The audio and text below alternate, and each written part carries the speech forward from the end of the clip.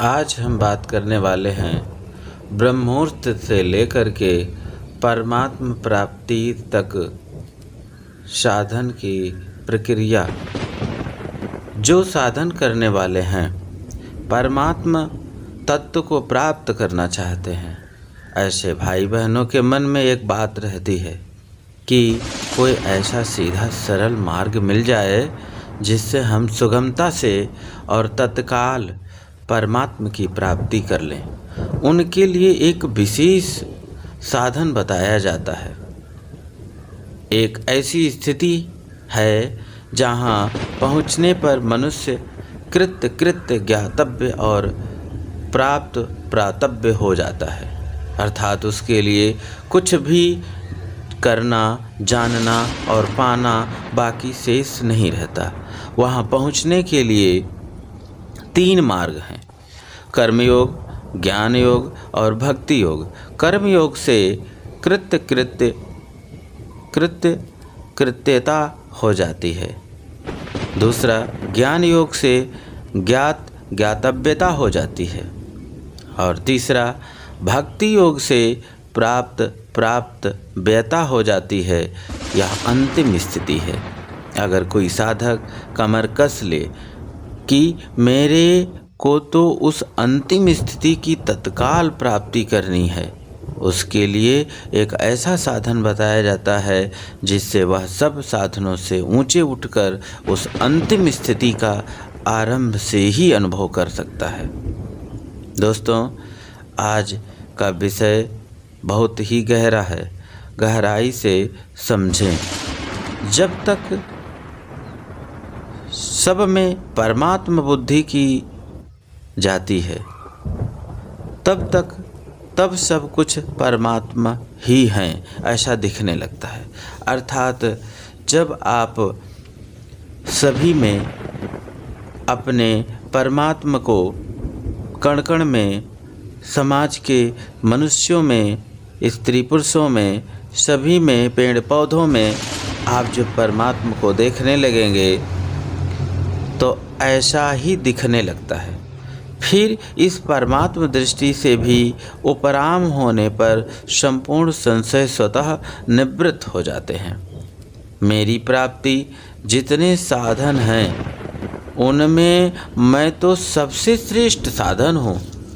परमात्मा कहता है, यही समझता हूँ कि समस्त प्राणियों और पदार्थों में मन और वाणी और शरीर की समस्त वृत्तियों से मेरी भावना की जाए। अर्थात सब जगह एक परमात्मा ही परमात्मा परिपूर्ण है। सर्वम ब्रह्मात्मकम। भावना हर साधक को ऐसी रखनी चाहिए कि केवल हम निमित्त मात्र हैं। मेरा इस संसार में कुछ नहीं है, हम केवल निमित्त मात्र हूँ। और जब परमात्मा मुझसे जैसा कार्य कराएगा वैसा हम करने को तैयार हूँ।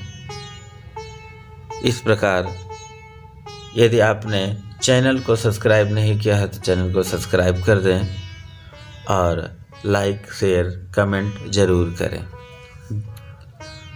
जाने सर्वम ब्रह्मात्मकम, उसमें हर व्यक्ति को, हर साधक को अपने अंदर यह भावना अंदर उतारनी है। उसमें न मैं है, न तू है, न यह है, न वह है, न भूत है, न भविष्य है, न वर्तमान है, न सर्ग है, न प्रलय है, न महासर्ग है, न महाप्रलय है, न देवता है, न मनुष्य है, न पशु है, न पक्षी है, न भूत है, न प्रेत है, न पिशाच, न जड़, न चेतन, न स्थावर, न जंगम, कुछ भी नहीं है। एक परमात्मा ही इन सब रूपों में बने हुए हैं। इस बात को दृढ़ता से मान लें और स्वीकार कर लें, अर्थात जान लें। यह सब साधनों से श्रेष्ठ साधन है।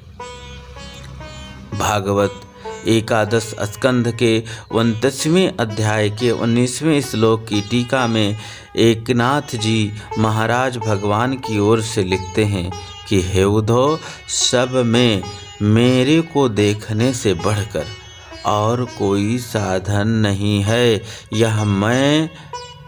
यह मैं जानकर कह रहा हूँ, ना कि मानकर।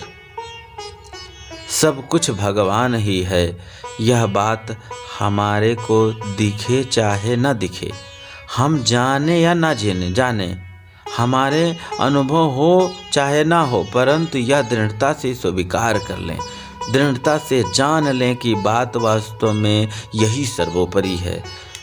इस प्रकार दोस्तों, जो नए साधक हैं, जो नए योगी हैं, जो योगी हो गए हैं, उनमें अलग अलग भावनाएं होती हैं, और जो देख चुके हैं उनकी बात ही कुछ अलग है। जो नहीं देखे हैं वो इस प्रकार की भावना, और जो देखे हैं उनके अंदर स्वतः इस प्रकार की भावना आ ही जाती है। तो हमारे मन में कमी है, वास्तविकता में कमी है। जैसे पहले काखा गाघा आदि अक्षरों को अध्यापक सिखाते हैं, उसके बाद धीरे धीरे बच्चे स्वयं उसको जैसे देखते हैं वैसे उनको पता हो जाता है कि ये क है, ये ख है, ये ग है, ये ABCD करके इस प्रकार जो हम प्रातः प्रारंभ में हमें जो अध्यापक बताते हैं, उसके बाद धीरे धीरे करके हमें आदत सी पड़ जाती है, हम स्वतः जान लेते हैं ये कौन सा अक्षर है। फिर पुस्तकों में वैसे ही दिखने लगता है। ऐसे ही पहले केवल इस बात को मान लें कि सब कुछ भगवान ही है, परमात्मा ही है, फिर वैसा ही अनुभव होने लग जाएगा। इसका अनुभव करने के लिए कुछ करना नहीं है, कहीं आना जाना नहीं है। भक्त भजन, ध्यान, सत्संग, स्वाध्याय आज जो कर रहे हैं वो करते रहें। इसके लिए कोई नया साधन नहीं करना है, केवल दृढ़ता से स्वीकार कर लेना है कि सब कुछ परमात्मा ही है। कारण कि सृष्टि रचना के समय भगवान ने कहीं से कोई मसाला, कोई सामग्री नहीं मंगवाई। यह संकल्प किया कि मैं सभी जगह हूँ। वह एक ही परमात्मा अनेक रूपों से प्रकट है। उनके रूप असंख्य हैं। अनेक रूप रूपाय विष्णवे प्रभा विष्णवे। 84 लाख योनियाँ हैं और एक एक योनियों में करोड़ों अरबों जीव हैं, पर सब के सब परमात्मा ही हैं। इस बात को मान लें, जहाँ तक बने कभी भूलकर भी शरीर से किसी के अहित का बर्ताव न करें, मन से किसी के अहित का चिंतन न करें, वाणी से कड़वी बात कहकर किसी को दुख न दें। इस विषय में सावधान रहें। कभी चूक हो जाए तो चरणों में गिरकर परमात्मा के माफ़ी मांगें। भूल हो जाए तो उसको सुधार कर लें। एक मारवाड़ी कहावत है, पढ़ पढ़ कर सवार होवे। अर्थात घोड़े साइकिल आदि पर चढ़ते ही प्रारंभ में मनुष्य बार बार गिरता है, बार बार चढ़ता है, बार बार गिरता है, बार बार चढ़ता है। इसी तरह किसी दिन भूल हो जाए तो आगे सावधान हो जाए। गिरकर वह पुनः फिर सवारी करने लगता है। अर्थात वह जो है वह बेहतर चालक हो जाता है। एक कहानी है, एक सिंह ने सियारी के बच्चे को अकेला देखा तो दयावश होकर उसको उठा ले आया और सिंघनी को दे दिया। सिंघनी के 2 पुत्र थे। उसने सियार के बच्चे को अपना तीसरा पुत्र मान लिया। उसका पालन पोषण करने लगी। वह तीनों बच्चे एक साथ खेलते थे, सिंघनी का दूध पीते थे। जब वे थोड़े बड़े हुए तब शिकार के लिए इधर उधर घूमने लगे। एक दिन जंगल में एक हाथी आया। उसको देखकर सियार का बच्चा डर कर घर की तरफ भागा। तो यह देखकर सिंघनी के दोनों बच्चे उत्साहित होकर घर चले आए। अपनी माँ से बड़े भाई की बात सुनाई कि किस तरह हाथी को देखकर भाग गया। सियार का बच्चा उनकी उपहासपूर्ण बात सुनकर गुस्से में भर गया और बोला कि क्या मैं इन दोनों से किसी बात में कम हूँ जो ये मेरा उपहास कर रहे हैं। उसका गुस्सा देखकर सिंघनी हंसी और बोली, हे पुत्र, तू शूरवीर है, शिकार करने की विद्या भी जान गया है और सुंदर भी बहुत है, परंतु जिस कुल में तू पैदा हुआ है उसमें हाथी को मारने की रीति नहीं है। इसी तरह परमात्मा को प्राप्त करने की कोई रीति योनि में ही है, अन्य योनियों में नहीं, मनुष्य योनि में ही है। गाय के शरीर मनुष्य शरीर से भी अधिक पवित्र है, यहाँ तक कि उसके गोबर गोमूत्र भी पवित्र हैं और उसके खुरों से उड़ी धूल भी पवित्र है।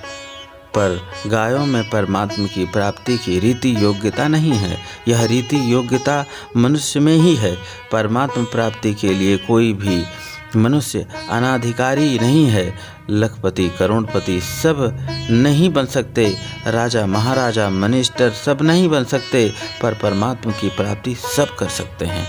भाई हो चाहे बहन हो, ब्राह्मण हो चाहे शूद्र हो, सब साधु हो चाहे गृहस्थ हो, बड़ा हो चाहे छोटा हो, निरोगी हो चाहे रोगी हो, विद्वान चाहे अनपढ़, कैसा भी क्यों न हो, उसके कुल में परमात्मा को प्राप्त करने की रीति है, अर्थात वे सब के सब परमात्मा को प्राप्त कर सकते हैं।